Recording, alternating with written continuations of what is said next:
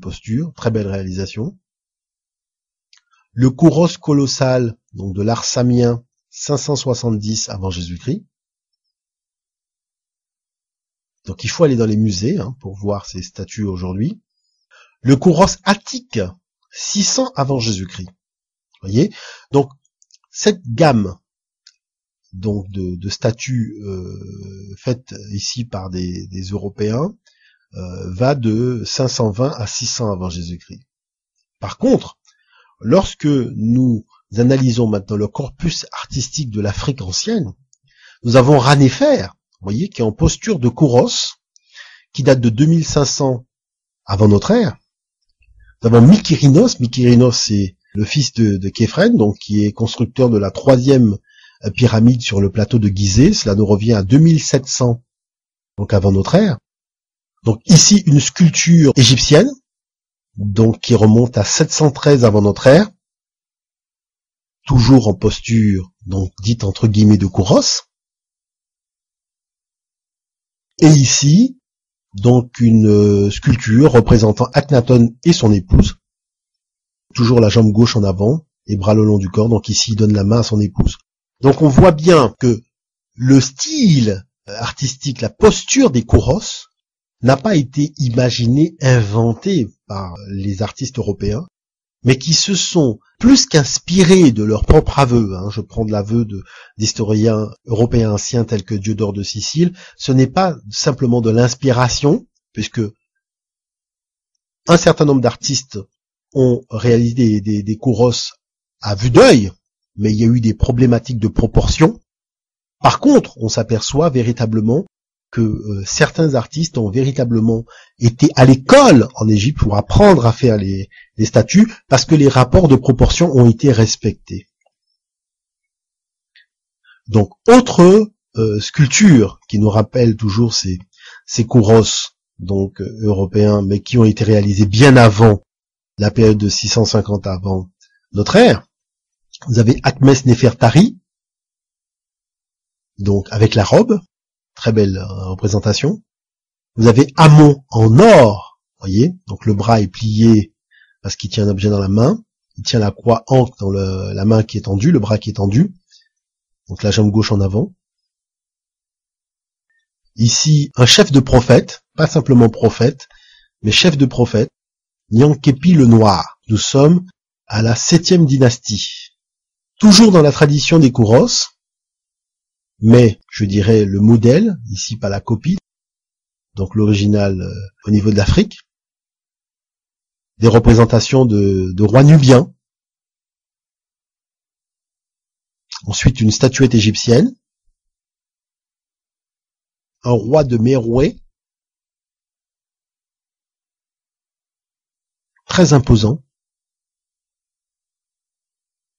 une sculpture de Ramsès II, donc toujours dans cette position typique, donc qui sera par la suite appelée par les Européens kouros, qui est une position en fait qu'il faut l'avoir plus comme une position de sagesse. C'est la position des fils du divin, des fils d'Amon-Ra. Et enfin, donc une dernière sculpture d'une statuette africaine de la période pharaonique. C'est très intéressant cette image parce que elle nous permet véritablement d'avoir la clé de l'énigme. Au centre, une sculpture kouros réalisée en Europe, donc dans la période artistique que nous avons vue tout à l'heure. À gauche, Shonsu 25e dynastie, qui est dans la posture typique, donc bras droit le long du corps, poing fermé, épaule droite, jambe gauche en avant. La seule différence est qu'il a un pagne. Et sur la droite, le rapport de proportion 22 carreaux 3 quarts. Donc, la clé de l'énigme est ici. Les sculptures donc s'inscrivent toutes dans les 22 carreaux 3 quarts du canon égyptien. C'est-à-dire que pour réaliser cette statue, les sculpteurs de l'Égypte ancienne avaient un modèle mathématique qui est de 22 carreaux 3 quarts. Donc ça leur permet de savoir exactement, à partir du moment où ils ont un bloc de pierre, où va se trouver les épaules, où va se trouver la taille, où va se trouver les genoux, où va se retrouver les pieds. Et on s'aperçoit que le modèle canonique grec respecte exactement les 22 carreaux 3/4. Donc il ne s'agit pas de hasard, et ça c'est la preuve formelle que les Européens anciens ont été initiés par l'Afrique. Parce que le modèle canonique et technique pour la réalisation des kouros en Grèce, qui datent de 600-500 avant Jésus-Christ, et des sculptures donc africaines qui datent pratiquement de 3000 avant Jésus-Christ jusqu'à la fin de la période pharaonique, rentrent toutes dans le modèle canonique des 22 carreaux 3/4. Donc ça, c'est très important quand même de le souligner. Voyons ce que nous dit Diodore de Sicile, donc un auteur grec, vers 50 avant notre ère. Diodore nous dit: parmi les sculpteurs antiques, les plus renommés ont séjourné chez eux, donc chez les Égyptiens, en l'occurrence, ce sont Téléclès et Théodoros, les fils de Ouakos, qui ont exécuté la statue du culte d'Apollon pythien pour les Samiens. Donc, qu'est-ce qu'on constate? Diodore a analysé la façon de procéder utilisée par Téléclès et Théodoros. Et il constate qu'il y a un des frères qui a sculpté le haut de la statue dans une ville, et l'autre a sculpté le bas de la statue dans une autre ville. Et quand ils ont assemblé les deux parties de ces statues, la statue elle est tombée, mais les deux parties se sont révélées être totalement exactes, et la statue était parfaite. Vous voyez? Donc, là c'est Diodore qui parle, hein. Et là il est clair, il dit cette façon de procéder n'est pas du tout en usage chez les Grecs, tandis qu'elle est particulièrement pratiquée chez les Égyptiens, qui l'ont portée à un haut niveau de perfection. Donc on voit bien qu'il n'y a plus de doute possible sur donc le fait que c'est en Afrique noire que les Européens anciens ont appris la technique de la sculpture. Donc pour élaborer le premier corpus artistique qui est le corpus artistique des kouros. Il poursuit, Diodore, il dit: il n'évalue pas à l'œil comme les Grecs. Vous voyez, donc on voit bien qu'il y a une tradition grecque, comme je l'ai dit tout à l'heure, qui a représenté des kouros à l'œil. C'est-à-dire ils ont vu un kouros fait par les Égyptiens et ils ont essayé de le refaire comme ça. D'accord? Donc il n'évalue pas à l'œil comme les Grecs les proportions des statues. Donc poursuit Diodore de Sicile dans son livre 1. Mais après avoir dégrossi le bloc de pierre, il détermine aussitôt les proportions qui s'imposent pour chaque partie de la statue, de la plus petite à la plus grande.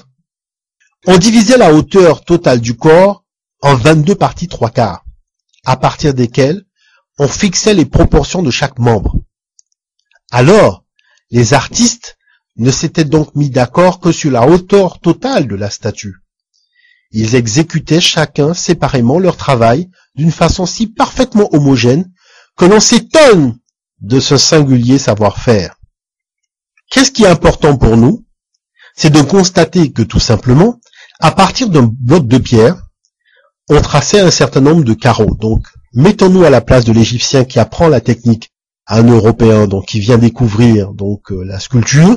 Donc, je suis déjà d'entrée de jeu obligé de lui apprendre des mathématiques, parce qu'il faut faire des carreaux, il ne faut pas faire des rectangles, des triangles, des trapèzes. Il faut faire donc un système de carrés précis. Unité de mesure mathématique, géométrie. Après, je lui apprends à utiliser donc les outils pour la sculpture, à dessiner, parce que avant de sculpter, on représente d'abord au dessin donc le personnage que l'on veut sculpter, donc faire jaillir de la pierre, et ensuite commence la technique même de la sculpture. Donc on s'aperçoit que techniquement, nous sommes au-delà de l'apprentissage de la sculpture, nous rentrons dans une dimension totalement nouvelle, c'est-à-dire c'est carrément les mathématiques, la géométrie, que les Africains ont appris aux Européens avant même de leur apprendre à sculpter. Ça c'est important quand même de le souligner. Chose importante, c'est que lors de fouilles archéologiques, on a retrouvé aussi des Grecs portant des pagnes égyptiens en position de kouros. Donc c'est très important de le souligner. Donc des Grecs, donc en position de kouros, mais portant des pagnes égyptiens. Donc ce sont des statuettes qu'on retrouve notamment au British Museum. Donc j'en ai terminé. Si vous souhaitez en savoir plus, je vous renvoie à un certain nombre d'ouvrages.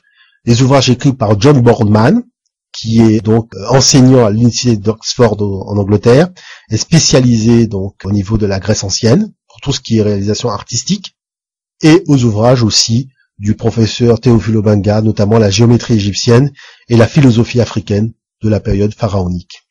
Je vous remercie.